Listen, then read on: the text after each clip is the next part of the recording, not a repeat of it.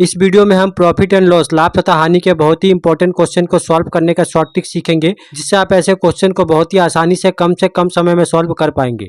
तो चलिए वीडियो को शुरू करते हैं। वीडियो को शुरू करने से पहले अगर आप हमारे चैनल पर नए हैं तो हमारे चैनल को सब्सक्राइब कर ले और बेल आइकन के ऑल पे क्लिक कर ले, ताकि आने वाले वीडियो का नोटिफिकेशन आपको मिलता रहे।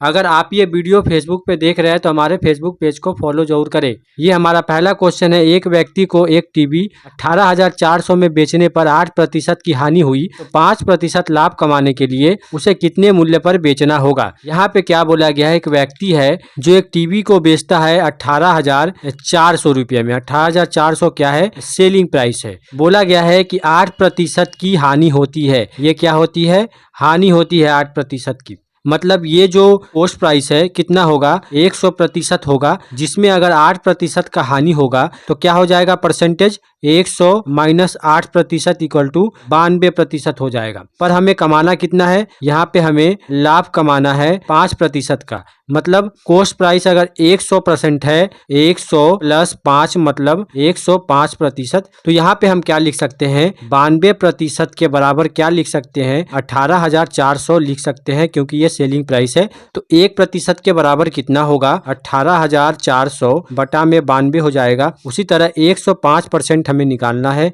तो 105% के बराबर कितना होगा, 18,400 बटा में 92 गुना 105। तो 92 से 184 कितने बार में कटेगा, 2 बार में कटेगा। ये डबल जीरो यहाँ पे उतार देंगे तो यहाँ पे क्या मिलेगा, 200 गुना 105। इन दोनों को गुना करने पे हमें मिल जाएगा 21,000। ये हो जाएगा हमारा फाइनल आंसर। इस तरह के क्वेश्चन जो है प्रॉफिट एंड लॉस से पूछे जाते हैं एक स्टेप में। मतलब इस स्टेप में आप क्वेश्चन को बहुत ही आसानी से सॉल्व कर पाएंगे। ये हमने समझाने के लिए किया है। यहाँ पे आप ये स्टेप फॉलो करेंगे, बहुत ही आसानी से कुछ सेकंड में क्वेश्चन सॉल्व हो जाएगा। तो अब हम बनाते हैं एक अगला प्रश्न।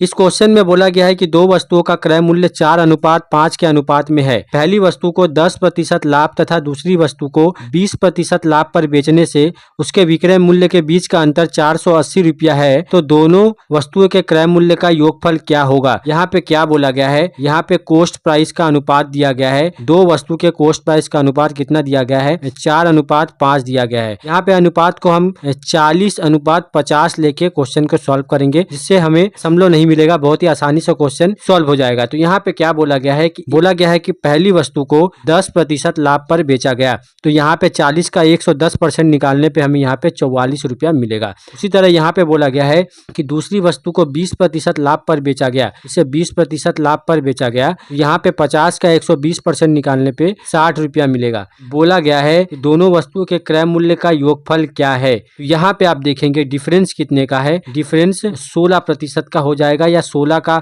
रेशियो हम मान के चल सकते हैं। यहाँ पे 16 का डिफरेंस है। 16 का डिफरेंस जो है उसके बराबर क्या लिख सकते हैं, 480 रुपया लिख सकते हैं। जो बोला गया है कि विक्रय मूल्य के बीच का अंतर 480 रुपया है। यहाँ पे 16 के बराबर 480 है, तो 1 के बराबर कितना होगा, 16 से 480 30 बार में कट जाएगा। 30 से हम क्वेश्चन को सॉल्व कर लेंगे। जैसे अगर हमें निकालना है पहले वस्तु का क्रय मूल्य, तो पहले वस्तु का क्रय मूल्य कितना माना था, 40। 40 में 30 का गुना करेंगे तो हमें यहाँ पे 1200 मिल जाएगा। दूसरे वस्तु का क्रय मूल्य कितना माना था, 50। तो 50 में 30 का गुना करेंगे तो हमें यहाँ पे 1500 मिल जाएगा। दोनों को प्लस करने पे हमें यहाँ पे 2700 मिल जाएगा। यही हो जाएगा हमारा फाइनल आंसर। दोनों वस्तुओं के क्रय मूल्य का योगफल पूछा गया था, तो 2700 हो जाएगा हमारा फाइनल आंसर, जो कि ऑप्शन बी में दिया गया है। तो ऑप्शन बी जो है वो हमारा सही आंसर हो जाएगा। इस तरह के क्वेश्चन को आप ऐसे सॉल्व कर सकते हैं। हम बनाते हैं एक अगला प्रश्न।